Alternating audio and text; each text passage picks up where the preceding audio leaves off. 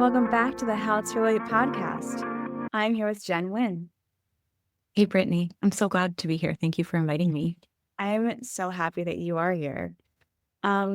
You are a couples therapist who is a wealth of knowledge. I so admire all the vast trainings and modalities that you use and that you know of and that you're ingrained in. But it's been just wonderful getting to know you. That's wonderful and so kind. I really appreciate that. One of the side benefits of having ADHD is hyperfocus. So thankfully, one of my hyperfocuses has been on couples and relationships. So I love going to all the trainings and like reading all of the things and just trying to find other ways to help people So great. Yeah, and help myself, quite frankly. Like it's such a helpful way to really just understand the world through relationships. absolutely. What's the saying? Research is me search. Right. Yeah. Yeah. Yeah. You might get this question too. Whenever someone asks what you do, and then the answer is, oh, I'm a therapist. And they're like, so what was wrong with you? Like a dad joke, I guess. I don't know. But Yeah. and you're like, ah, ha, ha, Yeah. in the back of Yeah. my mind. Sometimes I'm like, wouldn't you like to know? Yes. I do think it takes a very special person to want to do this kind of job. So yeah, I think it's funny to get that question, like, what's wrong with you? It's like, well, wouldn't you like to know? My lips are sealed. Exactly. Yes. We save that for the therapist room for the Indeed. Right. well, speaking of, we're kind of like unlocking a hot topic, quite literally, in the sense that we are talking about desire today. Oh, yes. Desire is so multifaceted and there's just so many layers to it. Like, I think, historically, there's been this idea that like you're either turned on or turned off, and it's like a light switch, but there's just so much more to it than that. Yeah, I think, I mean, we were chatting before this, and I even think about that with couples that you and I might see now, where one comes in and says, I am high libido. I want sex all the time. They don't want sex all the time, or I'm not like that. I don't have that. And so it feels like the narrative of it's like a light switch and it's on or off. And Yeah. then people almost buy that as identities. And then either partner is on and the other partner is off, or vice versa. Yes. Yeah. And it's really distressing for folks. And I think that we do have kind of an idea in this culture that really reinforces this like on off switch, like what we see in like movies and what we hear about in music and et cetera, is this idea of like spontaneous desire that like you don't need arousal or cues or sexual activity or anything to feel the desire. It's just there. And so when you are coming in and you don't have that, like, just that the desire is just there kind of feeling, it can be like really easy to think that there's something wrong with you or that there's something broken. But like all desire is normal and all variations of desire is normal. And you might have different kind of fluctuations throughout your life about your desire. And so the question I always like to ask people, like when they talk about having low desire or low libido, is I want to ask them, like, well, what do you have low desire for? And I think that's like a question that not a lot of people really consider because, again, of the light switch thing. We think we're either turned on or we're not turned on. But there's so much more to it than that. Yeah, there's a lot of space in between and outside of it as well. Yeah. Yes. How would you describe desire? So, what is desire? I think desire can be different for everybody, but it's essentially like what is bringing you life? Like, what do you want to move towards? And so, desire inherently means something that's pleasurable, something that's exciting, something that you're wanting to like really just, using all of your senses like smell, taste, touch, like anything that you're really like wanting to move towards. I would consider that desire. As you're describing this, I'm thinking of moving towards, and for some reason, the love at first sight thing Mm, in my mind. yeah. And I like to say the iconic American love story is two people are in a bar and they lock eyes and they want to move towards each other. And Yeah. I think of that as a sheer example of romantic desire. Yeah, and what a perfect example of that, like, spontaneous desire that we were talking about a few moments ago, that love at first sight, that locking eyes and, like, really wanting to move towards. What a great example of that. Oh, for sure. Yeah. Yeah, because it is super spontaneous. It catches us off guard. And Mhm. it is a feeling that takes over, that Yeah, feels like it takes over my being, and I all I know is that I want it. I'm yeah, not I don't know much about maybe this person or I all I know is that I saw them across the room and I want it. right on, and sometimes I feel that way about cake. Yes, absolutely. Yeah. Yeah. Yeah, chocolate all the time. Yeah. We lock eyes and we're in love. Indeed. Oh, that's funny. Okay. So something that there's the two types of desire. There's the spontaneous desire and there's the responsive desire. Yeah. What are these and how do Yeah. you differentiate? Yeah, this is like one of my favorite things to talk about with people because I think it can be really eye-opening, particularly for people that tend to have more of a responsive desire because of like what I had mentioned earlier. There is this idea, kind of like what you even just mentioned, like we lock eyes with somebody and we are just like hit by lightning and we want to move towards them. Like, and that is the way that we in our culture like talk about what love is. So I love bringing up this idea about the kind of spontaneous versus responsive desire with folks because if they come into our offices and they start saying like I don't have libido or I have low libido or my libido is gone because we don't have a lot of reinforcement for in our culture for desire that isn't like lightning. Some people can have like lightning desire and that is wonderful for them and that's completely normal. It is also normal to have desire come from after arousal happens or after sexual activity starts. And this has actually been kind of a new model that was introduced like in the 2000s or so. We used to see sexual arousal as like desire would be the first thing that would happen and then arousal. But we have found that that doesn't show the whole picture and that now there that's one part of desire, but also desire can come after arousal. So when we're talking about differences between spontaneous desire and responsive desire, what the question we kind of should be asking is not do you have desire right now, but how willing are you to kind of get in a headspace where you could feel desire? So if we're to kind of think about this more simply, there's kind of an old joke in like some of the therapist community about some people kind of being more like microwaves, which, you know, if we look at the spontaneous desire kind of metaphor, a microwave doesn't require a lot to heat your food, to turn on, etc. Whereas some people tend to be more like ovens, where, you know, we have to preheat an oven and then it might take like a little while for the oven to kind of get to cook the food, right? And so some people are more like microwaves, some people are more like ovens. We are not aiming to make people more like microwaves or more like ovens. The question we really want to ask ourselves also then is not, is the oven on, but am I willing to turn the oven on? And so that's really like what I try to tell people with the difference between like a spontaneous desire and a responsive desire is that you're normal. Just because you don't have desire right away doesn't mean that you can't get there, but you have to have a willingness to get there. And you can be like completely not willing to get there for various reasons. But it's more just adjusting the question. Am I willing to experience desire versus do I already have desire? Because if you're going in thinking like, do I already have desire?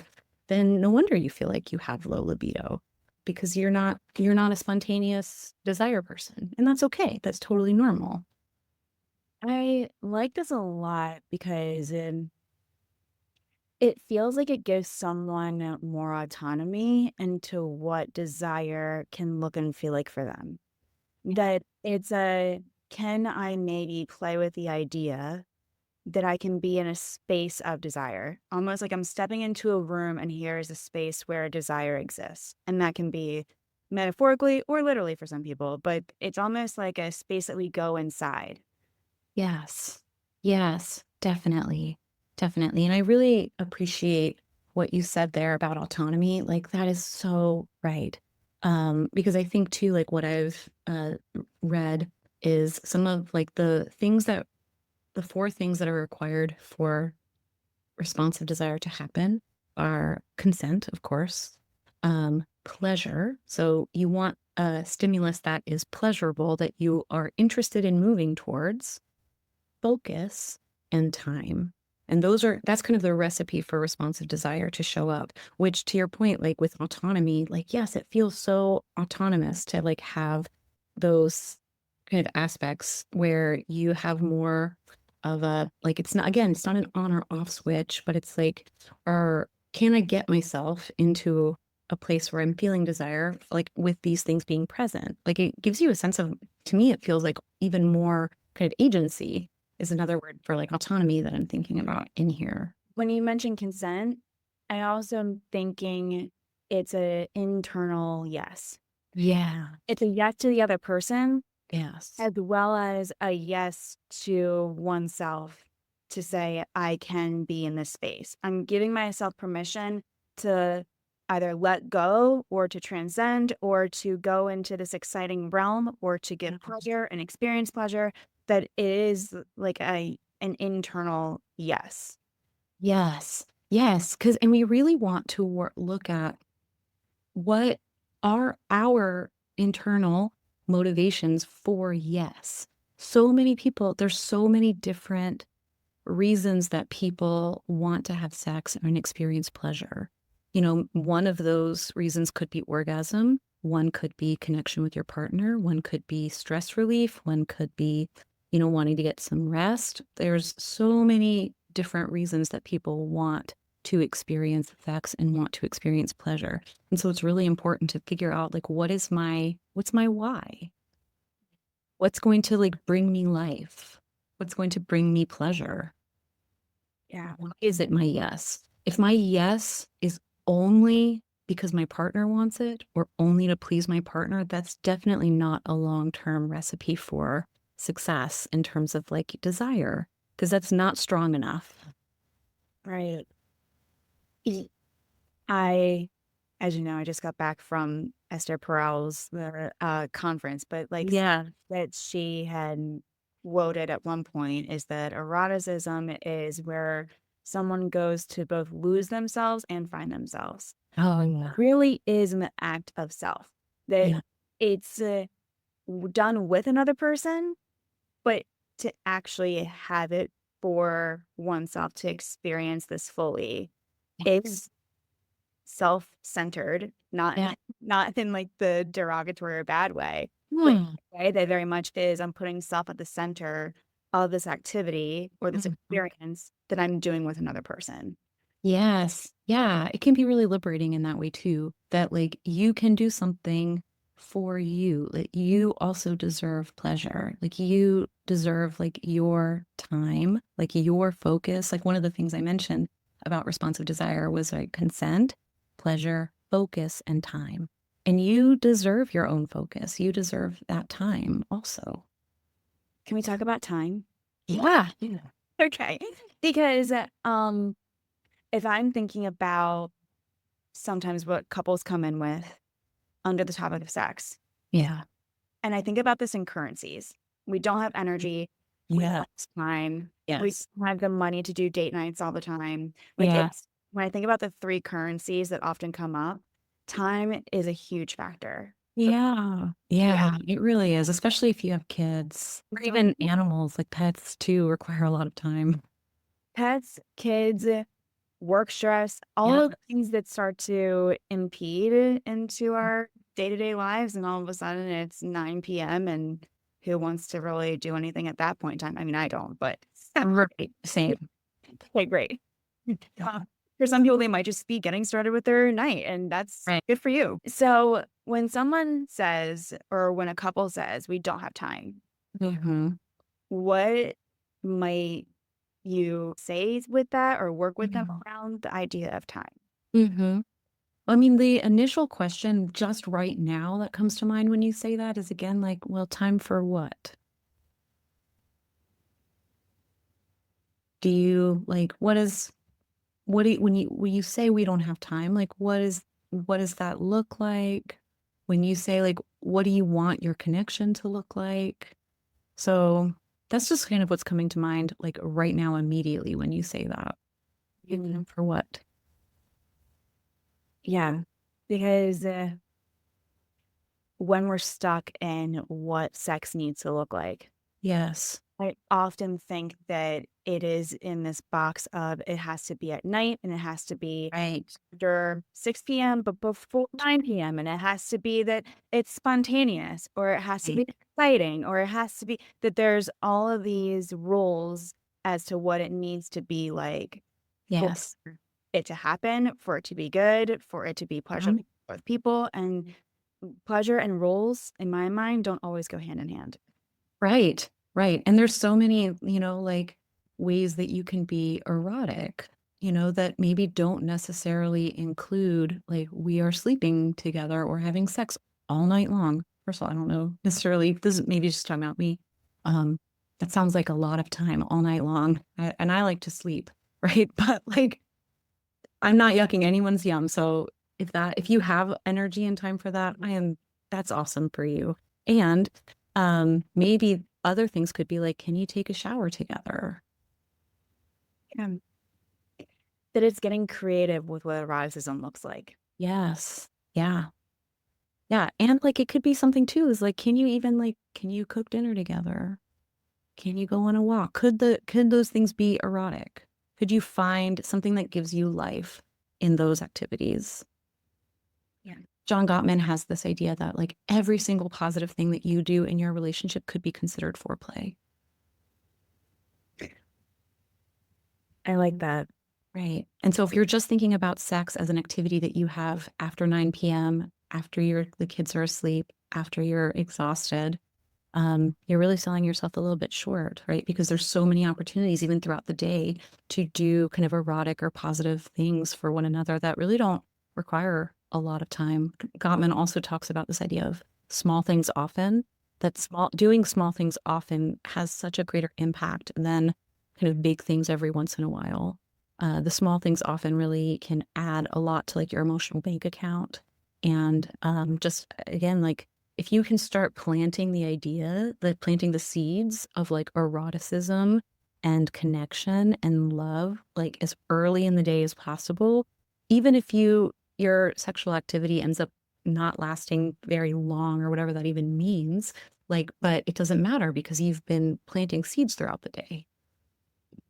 Yes, but this kind of connection is interwoven, Yes. not just this one activity in this time frame. Yes. That Yes. yeah, and we think about eroticism as a feeling of aliveness. Aliveness can happen multiple times a day. Yes. Yes. Yeah, like, have you ever just, like, seen your partner and thought they were so cute and just, like, wanted to give them a kiss? That's kind of one of the things I'm talking about. Or even just, could you, like, brush your hand, across their lower back as you walk by them one day? These are, like, little moments of intimacy and eroticism and connection. Something that we were talking about offline before we started recording is the circular model. And this is what this is reminding me of because circular model is not goal oriented. Right on. Yeah. I think that's like another thing in our culture that like sex has to look a certain way. And I think when people talk about sex, they're also generally talking about like intercourse. But that kind of cuts out so much of the population. It's very heteronormative also, but it cuts out so much of the population where intercourse is either impossible or just not something that they like. And if intercourse is something that you like cool, let's add that as a part of your menu. But also, so much of our culture stresses this idea that like sex happens in a certain order, in a certain way, with the goal being orgasm at the end of the sexual activity, which like sometimes is fine as long as like everything goes well on that like linear model. But if something, if someone is tired or if someone loses an erection or if we start to kind of get in our heads, then, if we don't get to orgasm, then somehow people think that sex has, quote, failed when, like, maybe, another way to look at it is rather than looking at it as the goal being orgasm being kind of a happy little side effect of intimacy and sexual activity. And so if we're looking at more of a circular model, if we're talking about metaphors, the linear model is kind of more of a prix fix menu, right? You get certain things in a certain order, and dessert is at the end. Whereas the circular model of sex is going to be more about like a buffet. So you're going to have your whole menu of sexual activity that you both enjoy and are consenting to, and you kind of co-create this. And then when you're thinking about it of a buffet, you're going to have a little bit of this.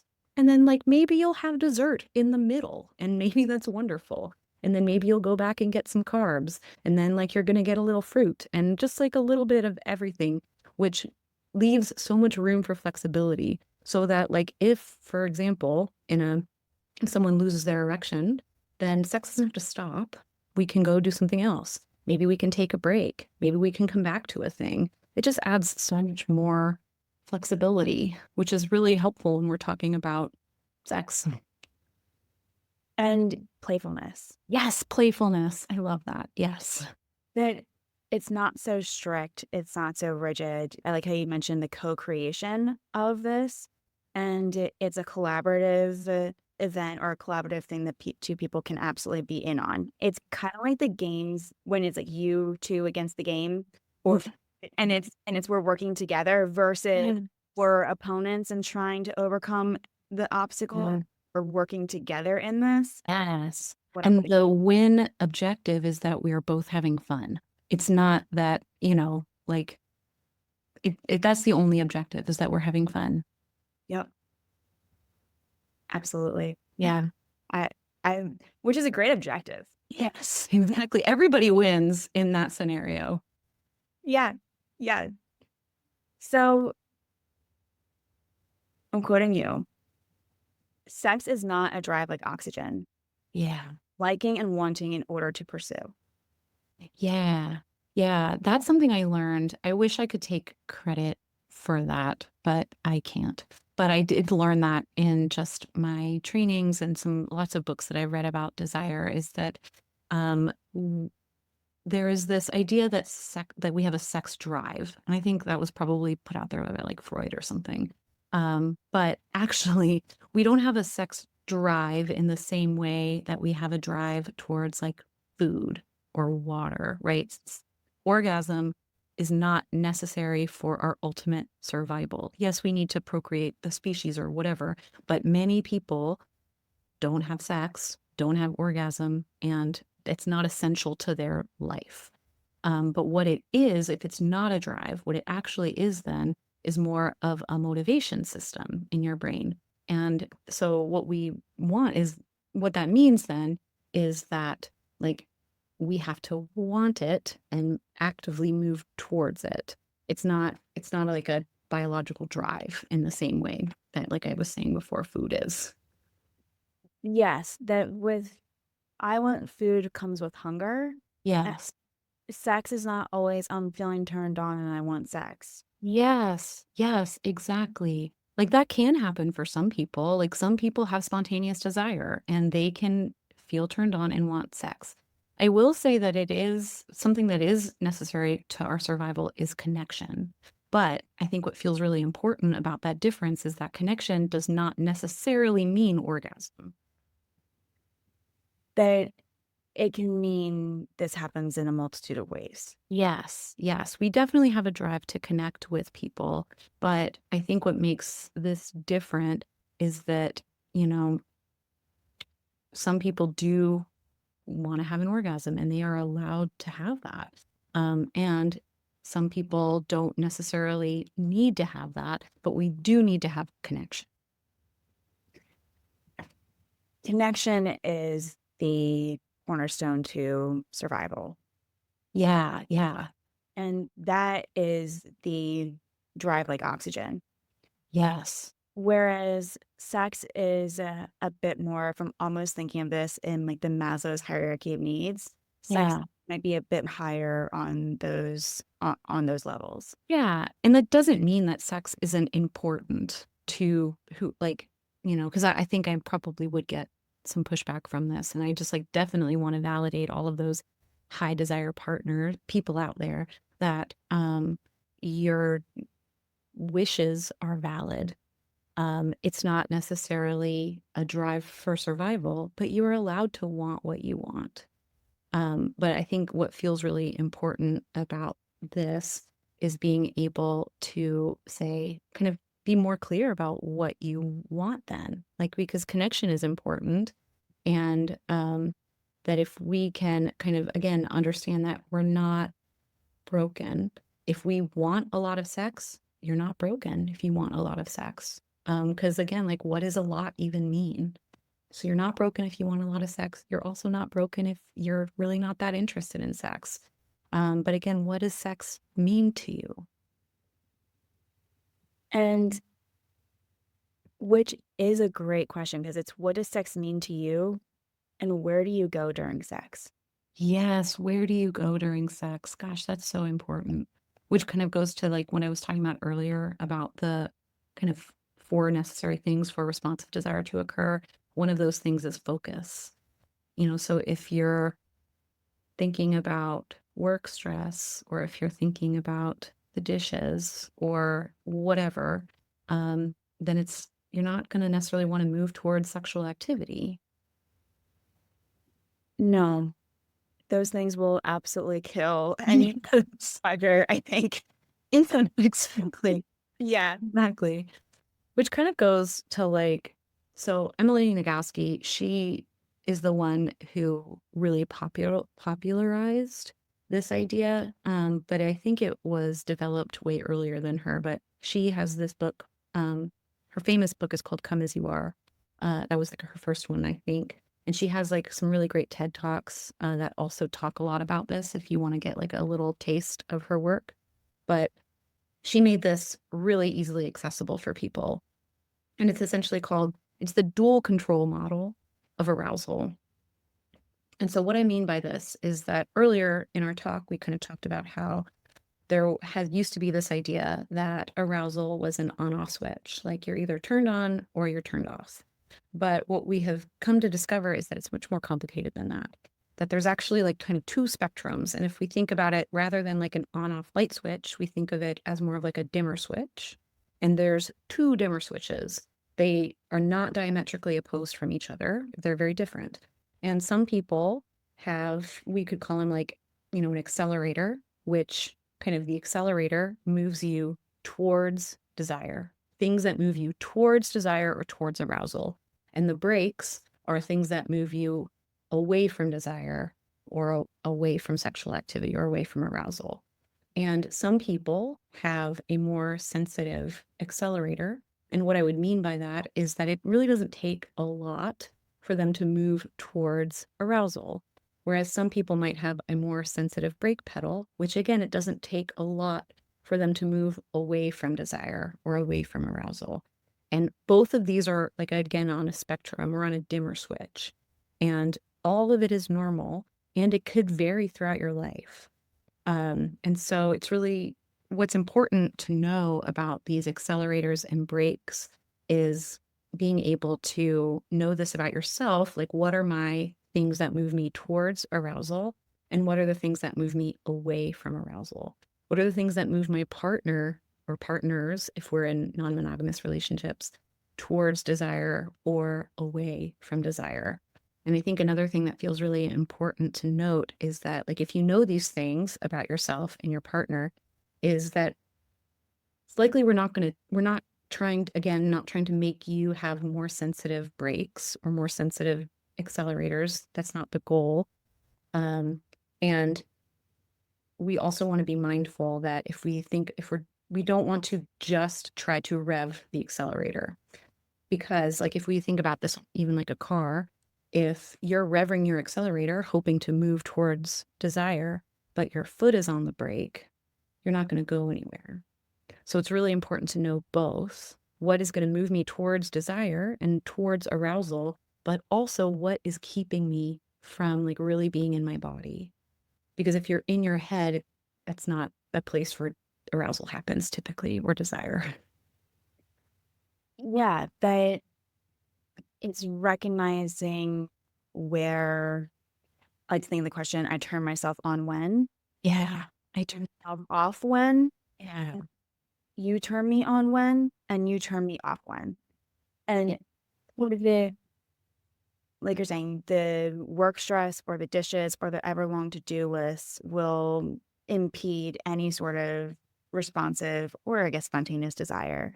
Yes. When we're able to start to, I guess, practice mindfulness and getting more in tune and going, okay, if I were to put those to the side, can I get in touch with a sense of pleasure? Can I get in touch with a sense of wanting? Like it's Yes. starting to almost internally practice these states Yeah. to then be able to act on the desire that's there.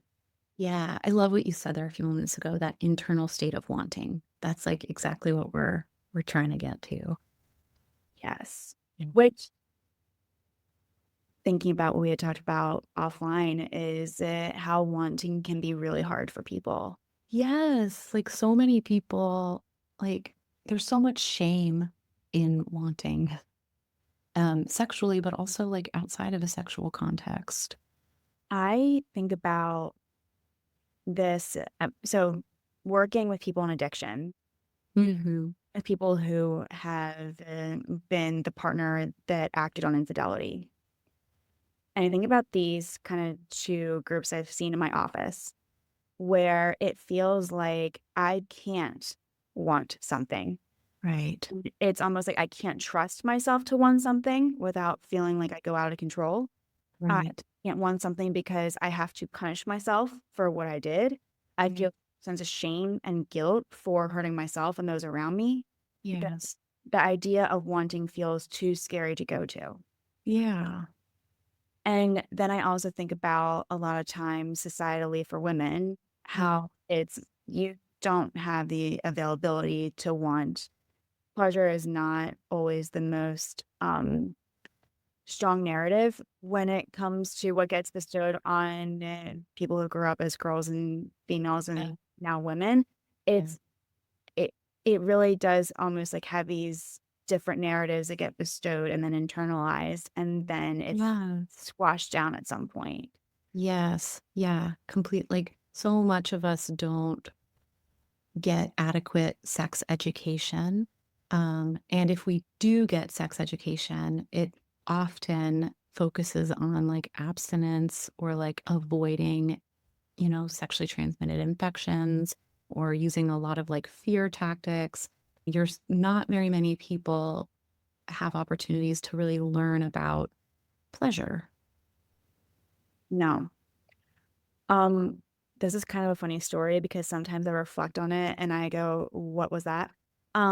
So I grew up going to Catholic school, and I will never forget in 8th grade, we did a field trip to high school, the one that I actually went to, but it was all of the 8th grade elementary Catholic schools in the area. And it was Chastity Day. The day. Oh my. Right.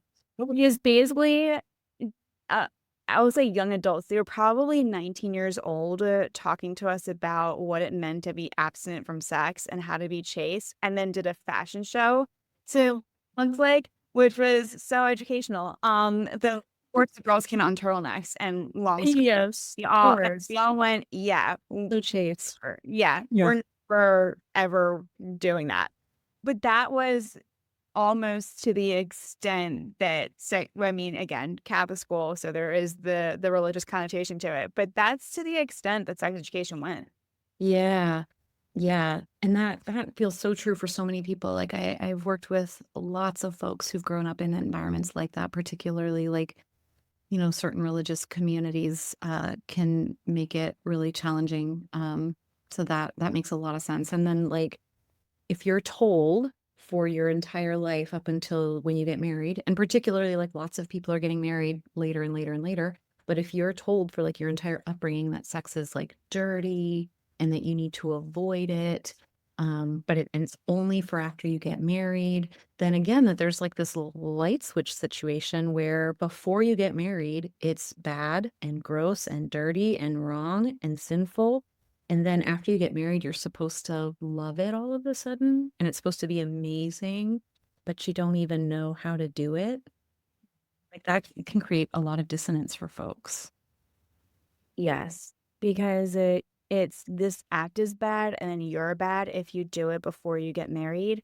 Yeah. Because even the conversation then around sex is so uncomfortable or so taboo or so Yeah. shameful that people don't want to talk about it. And then Yeah. the expectation of all of a sudden it's okay, well, now it's available to you. You should know what to do without ever Yeah. talking about it. And Right. it's time doing it. Right. Right. And sexual shame is definitely one of those big brake pedals for a lot of people. Yeah.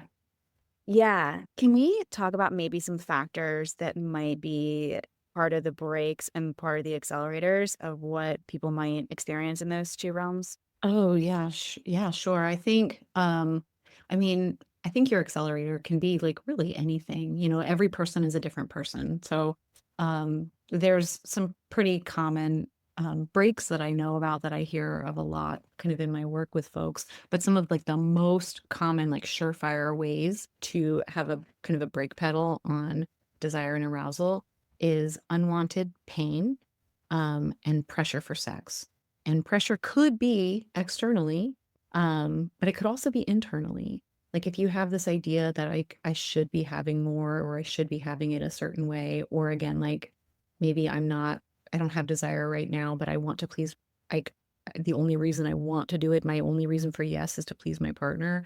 Like those are kind of surefire ways, like over time to decrease desire and certainly not trigger responsive desire, but especially also unwanted pain.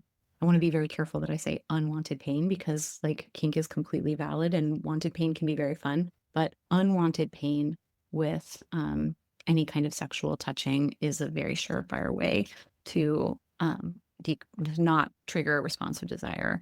And I think a lot of people, particularly like people with vulvas, have had experiences where they're told that like pain is normal and that maybe they just need to like drink a glass of wine or whatever. And like, I want to be very clear that like pain, you do not have to live with sexual pain. And that like, if you are kind of living with sexual pain, it actually will more likely lead to avoidance over time and actually worse pain over time. So you don't have to live with pain. And if you are experiencing unwanted sexual pain, there's treatments for it. And it's really good to kind of talk to your therapist or talk to your doctor about it. Yeah, that it's kind of like if the stove is hot and I touch it, I don't want to touch it again. And Yes, people are exactly. experiencing that sexually, then it's going to be really hard to want to do something that is painful and Right. that response is coming up naturally. Yes. It sounds like if someone's experiencing this, step number one, talk to a medical professional, whether it be a doctor or you're a therapist. Yeah. Who so work with you to maybe also connect with a medical provider.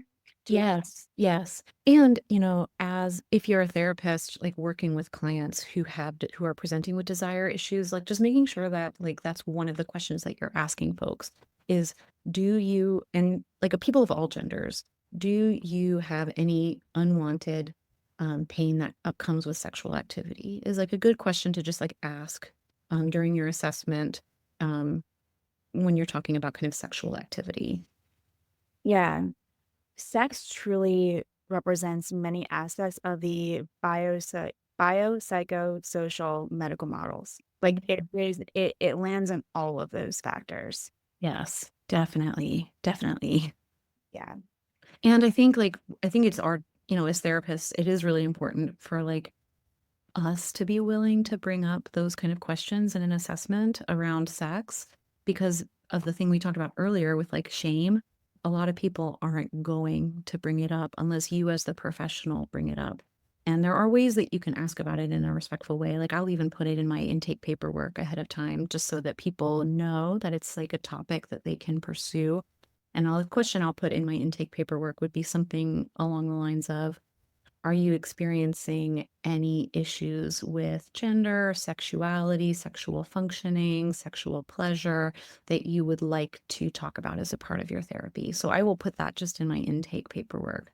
And then even as we're chatting, I might ask a similar question like that kind of in my assessment process of like, is there anything related to sexuality that you would like to get out of our time together? Because I think once we open the door, clients will think that it's an invitation for them, because oftentimes because of the sexual shame piece and the taboo, they're not going to bring it up without us asking.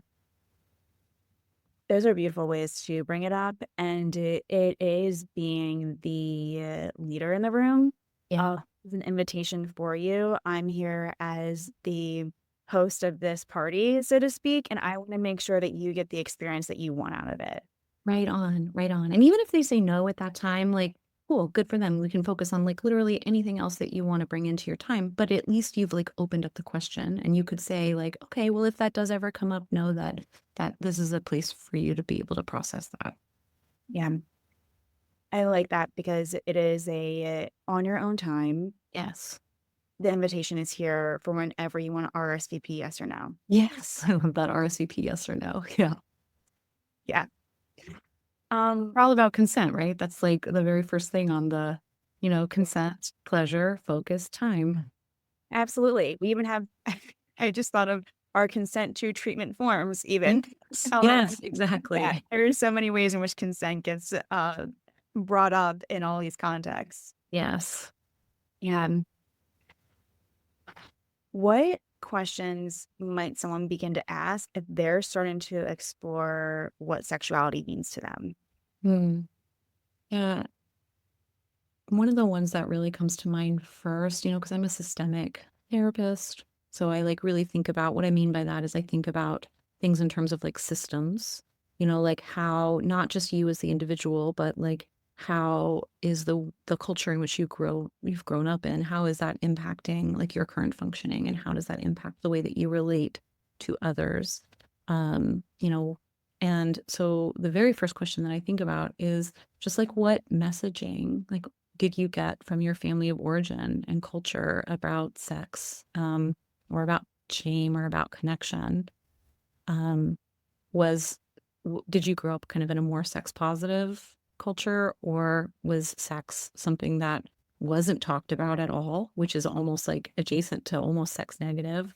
Or was it even like punishing? How did those experiences kind of shape how you view sex today? It's such a really important big question. What is the origin story of sex? Yes. Yeah. What kind of education did you receive? Like, how did your parents, your caregivers, how did they talk about sex or not talk about sex? Because even ones who like not talking about sex is also like something that is important because if people have learned, that they can't, that it's taboo, then they're going to be less likely to bring it up with their providers or their partners. It speaks very loudly Yeah. when we're up not talking about it, and then it also speaks loudly in the room when people aren't talking about it. Like, Yes. always mention, of course, bring up what you feel comfortable bringing up in therapy and with each other. And it does say a lot when there is this barrier to even trying to go there with one another. Yes. Yeah. Because it's also like kind of what we were talking about earlier about like wanting. I find it even when we're not talking about sex with couples, sometimes it's really hard for people to talk about what they want. It's super vulnerable. Yes, it is super vulnerable. And so, like, that kind of leads me to some other questions that you could ask yourself if you're kind of exploring like your own sexual identity or sexual journey is like, is it okay for you to be a sexual being? And what is your experience with pleasure? Either like self pleasure or pleasure with a partner or pleasure even like outside of sexual context. Like what brings you life? What brings you life? What gives you that experience of aliveness? Yes. Yes. And like Mhm. how do you know like what drives you like that experience of aliveness? Like how do you know that you want to move towards a thing? Like what tells you on the inside what's your yes that tells you like, yes, this is yummy and I want to move towards it versus like, this is a no and I need to move away from it. That's your inside will know. Yeah. What if, because I'm thinking about someone who might experience that, yes, I am drawn to whatever this desire is. Mm. And then I'm imagining that someone's cerebral mind will go, that means you shouldn't. That means don't go there. Like almost like I feel the pull of wanting a desire and then this, but I need to exert control and willpower over it. Oh yeah. Yeah. Well, that's so tricky. Like I don't know, when I'm hearing you say that now, like what my brain initially goes is kind of looking at like parts work then is like, that part is obviously trying to protect me. What is it? What message is it telling me about why this is like bad or wrong or shameful or why I should move away from it? Like maybe I do need to listen to it. I don't know, but like maybe we could be curious about it. I like the curiosity aspect. Yeah. Yeah. I find myself so often saying get curious or using curiosity, and it sounds like a panacea, but I think that it is it's, it's a surefire cure for a lot of things. Yeah. Yeah, and I just that curious thing, anytime that we can kind of sit in that, like, little space between the urge to do a thing and, like, the behavior, like, that can be really helpful. Because it really is listening to the intuition that's coming Yeah. out around. Yes. Yeah. Yeah. Yeah. Because then we are in ourselves, like, we have wisdom. And we may have like two conflicting things happening on the inside at the same time. Like I know I have that all the time. But like taking that moment and just kind of being in that little space between the urge and the action kind of gives you opportunity to slow down and like really kind of tune in about, you know, where wanting to like live a life in congruence with my values and like what do I want to listen to? But I'm thinking about how this happens for yeses and nos. Yeah. When we're thinking about what pulls us towards and how that thought might go, I don't know about that. We're gonna Yeah. down. And then it can be helpful in a way that's going, my impulse wants to do one thing. And then Yeah. maybe my logic mind is coming into play to say, let's slow this down and think about this with our wise mind. Right on. I often think that it's almost harder to convince someone who is in logic mind or Yeah. in fear mode that you Yes. slow that down to then say, Yeah. well, other possibilities, because our fear or our logic will be really convincing that this Yeah. is the way or this is Yes. what's happening, and Yeah. slow that down to then say, what are some of the other possibilities and how could this no maybe be a yes? Yeah. Yeah.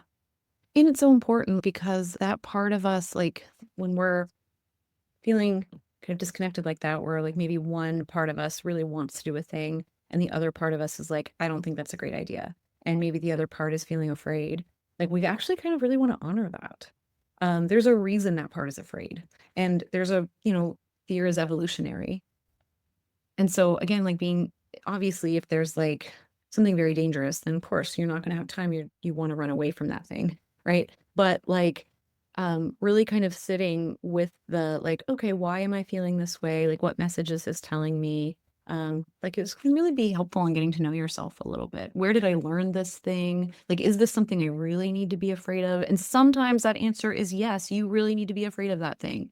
But sometimes it could be like this thing looks like a tiger and smells like a tiger and feels like a tiger, but might not be a tiger.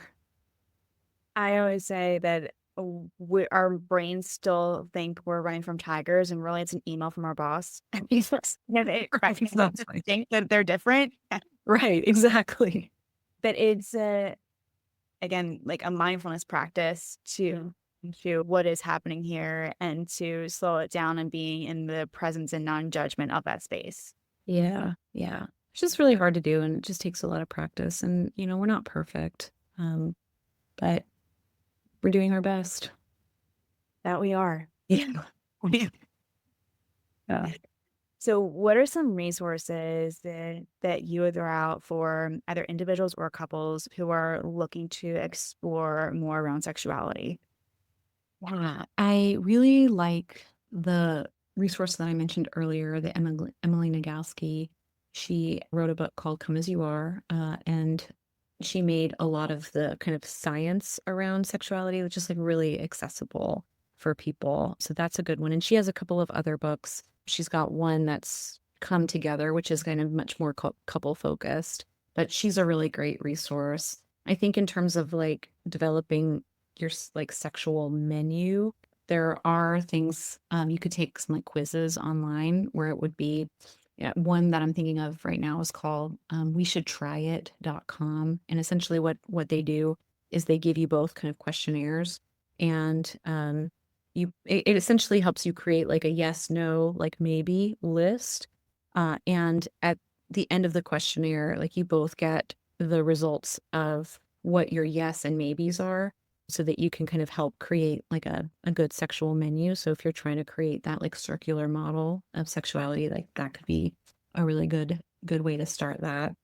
Um, there's also an app that I've had a couple folks use. I've not used it personally, but there's an app called Blue Heart that helps walk you through sensate focus, which is kind of a model that happens a lot in sex therapy that really just uses a lot of like exercises around touch to help you get kind of more into your body and more experiencing touch. And it's like a really great way that if you are in a relationship where you maybe haven't touched a lot for a long time, it's like a really slow way to kind of get into that. And so this kind of helps walk you through some sensate focus activities. And it also has some like journaling questions for you to think about like your partner and your sexuality. If you either have a vulva or love someone with a vulva, there is a website called OMG Yes that is really helpful for kind of learning about uh, pleasure for people with vulvas. Love all of those. Yeah. Yeah, I've learned a lot in this question because yeah, I had no idea around the quizzes or the app. Those are great. Anything that we didn't get to cover today that you want to dive more into?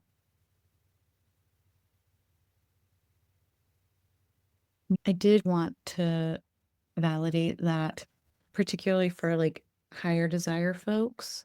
Oftentimes, they feel when they come to therapy with maybe their lower desire partner that there is a sense of distress and their distress is valid and that there seems to be a sense of we had a lot of sex or there was like a lot of interest in sex in the beginning of our relationship and that has waned, and I just like want to validate that experience and talk a little bit about um kind of limerence. So in the beginning of a relationship, you know it makes sense that you're even if you tend to be kind of more of a responsive desire person, that your desire might look more spontaneous during this like period of limerence. And limerence is one of these things where like when you start a relationship in those first like 6 months to 2 years is about how long that time lasts. You're in a mode of just your brain is releasing so many chemicals like oxytocin and dopamine and adrenaline, and it's really exciting. And you're just like really into the person, and you're kind of almost like obsessed with them. And like all of your thinking kind of goes towards being with this person. So naturally, you're going to have a higher libido during this time.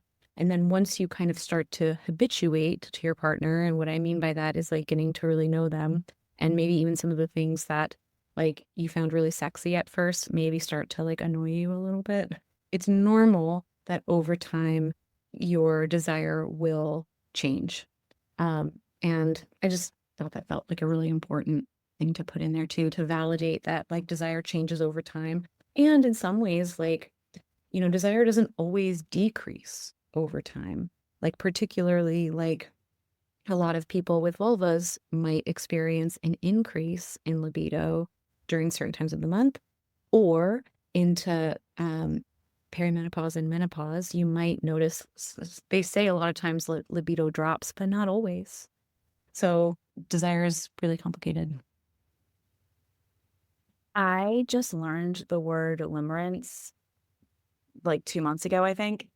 And the internet seems to love it right now. Yeah. Because the way I understand limerence is that it's like a drug that we are naturally on when we are in the first stages of love.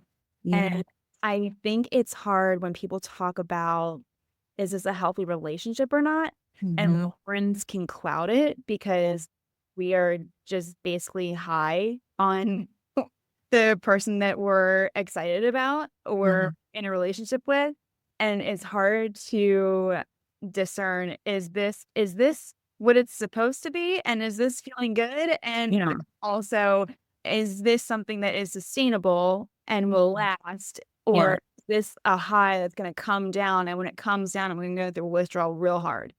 Yeah. Yeah. Yeah. In the therapy world, they call it new relationship energy. Wow, love it. It's yeah. Bring back the new relationship energy. Yes.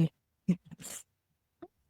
Oh, man. Oh, that's a good one. Well, okay, so what if someone is in a longer term relationship, Mhm. what do you think they can do to increase desire? Yeah, I think that that's why it's so important to like recognize that all desire is normal and that like so many couples will experience desire differences at some point in their relationship. So like your relationship isn't broken and you're not broken if you're having this. But um kind of like what I had said earlier is that you don't necessarily need desire to engage in sexual activity. What you need is willingness. And so there was something that I read in this book called, it's just called, I'm pulling it up right now.